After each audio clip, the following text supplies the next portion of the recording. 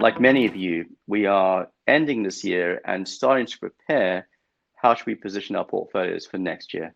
Like many of you, our starting point is to say, where are we in the economic cycle? What is the market pricing? And because of those two things, how should we be positioned for 2021?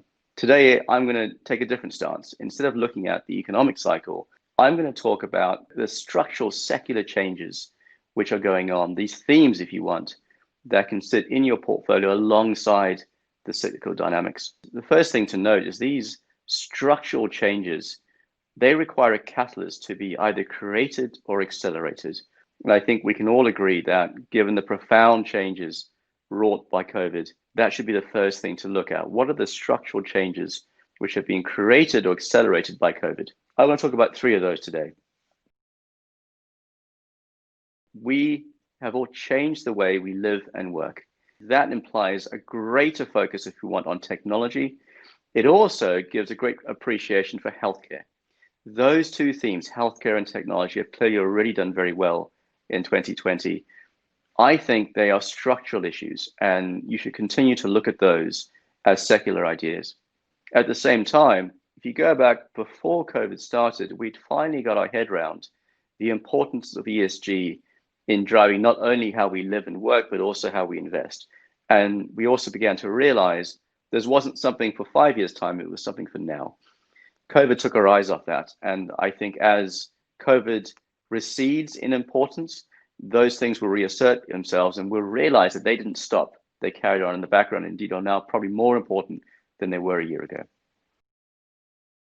The second theme that you should think about is this idea that next year across countries, you're going to see divergence, completely different to this year, where it was all about the commonality of COVID. If you just think of two things, the first thing is about the vaccine. We have got the extraordinary good news that we are able to build and design vaccines that appear to work. We now need to deliver them. Those will be delivered at different paces in different ways across countries, and countries will start to diverge because of that. Very different from when everyone was able to do the same thing, which is to lock down.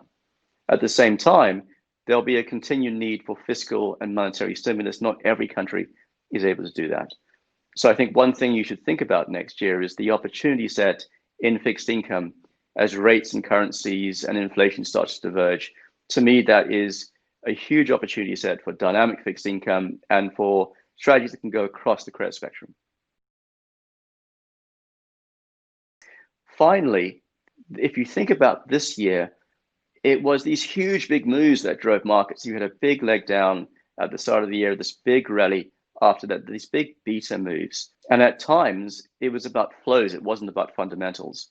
I think that changes. And next year, fundamentals, how companies are positioned, whether they are good companies or poor companies, their prospects on an individual basis, those fundamentals will start to reassert and they will become the things that drive price action.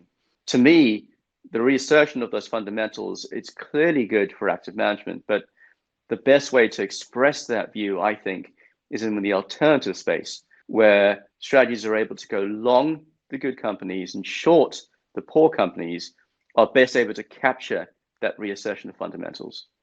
Thank you for your time.